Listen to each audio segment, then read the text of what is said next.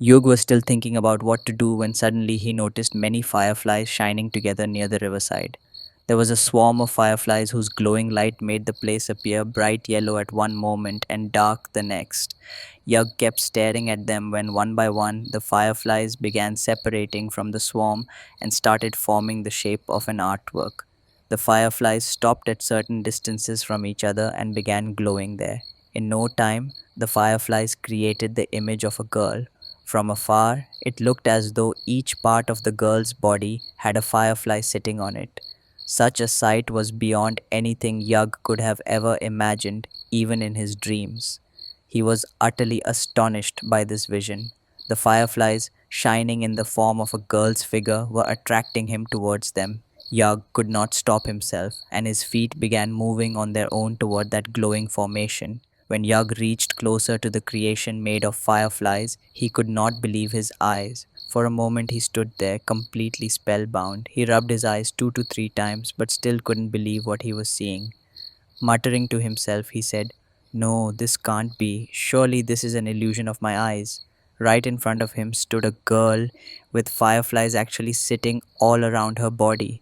The girl's face was turned to the other side, so Yug could not see it. She had a perfectly sculpted figure. Normally, Yug had complete control over his senses, but there was something magical about this girl's form that awakened desire within him. Yet the moment he thought of the Yakshini, his legs trembled in fear. He wondered silently, could this be a Yakshini?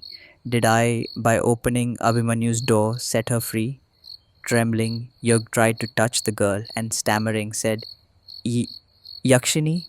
The moment Yug touched her, all the fireflies sitting on her body scattered away into the air as if he had disturbed them.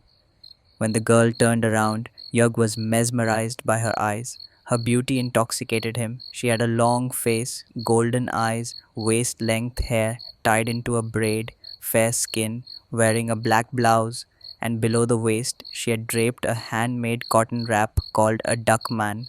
Only her stomach was bare, and Yug could clearly see her navel. In the darkness of night, she looked so beautiful that any man would be set ablaze with desire.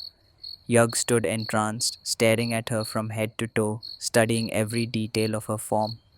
Watching him, the girl said in her sweet voice, "Who are you, Babu? Don't you feel ashamed, staring at a strange girl like this?" Her beauty reminded Yug of his ex girlfriend Shalini, whom he had loved in college. She too used to look just as beautiful and enchanting. Waving her hand in front of his eyes, the girl teased, "Oh, Babu, what are you looking at? Are you from another world? Have you never seen a girl before?" Her gesture snapped Yug out of his daze. When he did not reply, the girl again said, "Will you say something, or are you mute?" Suddenly, Yug's mind again drifted to the thought of the Yakshini, and he muttered, "Yakshini." The girl laughed and replied, "Not Yakshini, my name is Yamini Babu." Hearing her name, Yug repeated, "Yamini." She smiled and said, "Yes, you're right." But the fear of the Yakshini still hadn't left Yug's mind, so with suspicion he asked, "What are you doing here so late at night in the rain?"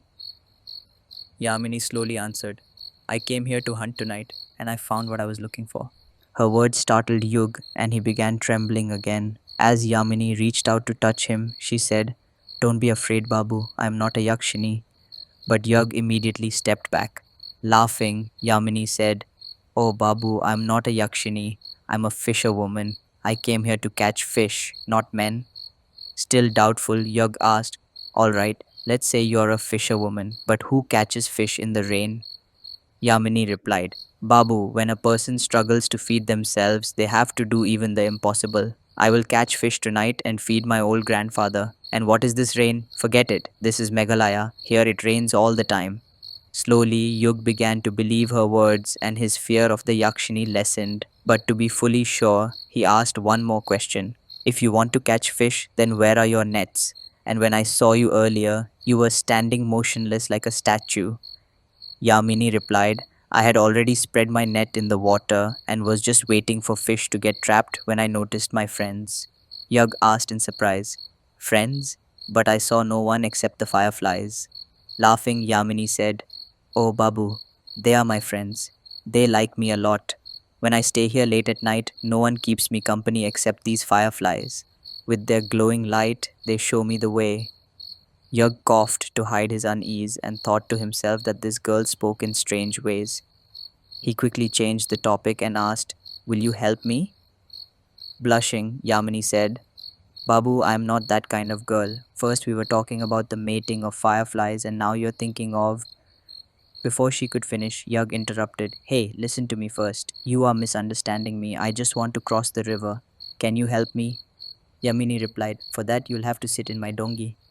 Yug asked in surprise, "Dongi, what is that?" She explained, "A dongi is like a boat, Babu, just a little different. It is also used for crossing the river." Yug said, "Boat or dongi, whatever you have will do. I just need to cross the river tonight. Please help me." Yamini refused. "No, Babu, I won't go into the river so late at night." Yug pleaded, "Please help me. If not tonight, then when? And if you don't fish, how will you feed your grandfather?" He continued, "If you help me cross, I will give you money." Yamini thought for a while and asked, "How much?" Yug replied, "Usually it costs 50, but I'll give you 100. Making a face, Yamini said, "What? Just 100? What can be done with that today? For 100, should I risk my life?" Yug said, "All right, take 200, but no more. I don't have much money now. Please understand my situation." At last, Yamini agreed. Yug looked around and asked, "Where is your dongi?" Yamini pointed and said, "There it is."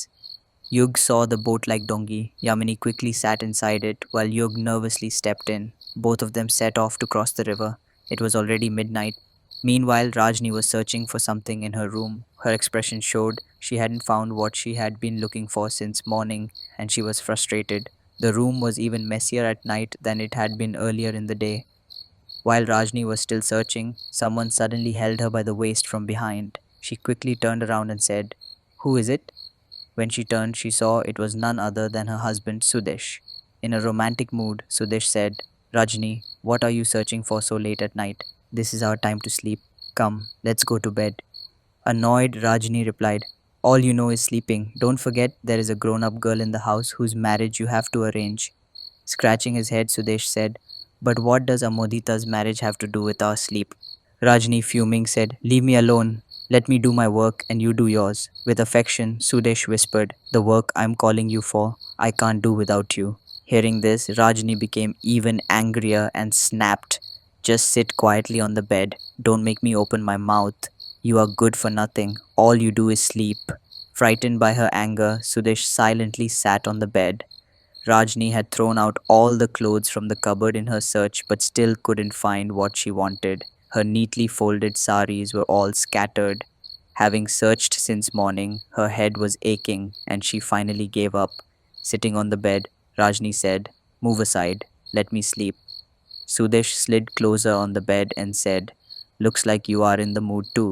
You women are all the same. You act uninterested so that men will persuade you." Rajani shouted angrily, "I told you my head hurts. Let me sleep. Don't you dare touch me." Her loud voice forced Sudesh to back off. She lay down with her back toward him.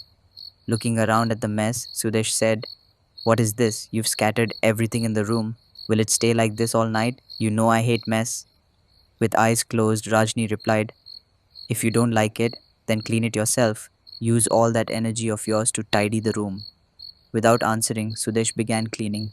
Outwardly, he acted like he commanded Rajni in front of others, but inside the room, things were very different. He was afraid of her and always obeyed. In a short while, Sudesh arranged everything neatly. Only sweeping was left. As he picked up the broom and began sweeping, his eyes fell under the bed. He noticed a thick layer of dust. Muttering, he said, "Does Rajni ever even sweep under here? She never does anything properly." As he swept under the bed, his broom struck something solid. Curious, Sudesh said, "What was that?" Using the broom, he tried to pull it out. After several attempts, he managed to bring it out. It turned out to be a large, very old book with around 4 to 500 pages. Holding it, Sudesh said, "What book is this and why was it under the bed?" He blew the dust off the cover and read the words on the first page: Tantra, Mantra, Yantra. The moment Sudesh read these words, Rajni's eyes flew open and she sat upright. Looking at her, it seemed as though Sudesh had touched something that should never have been touched. In shock, Sudesh asked her, "Rajni, what is this book? Whose is it?"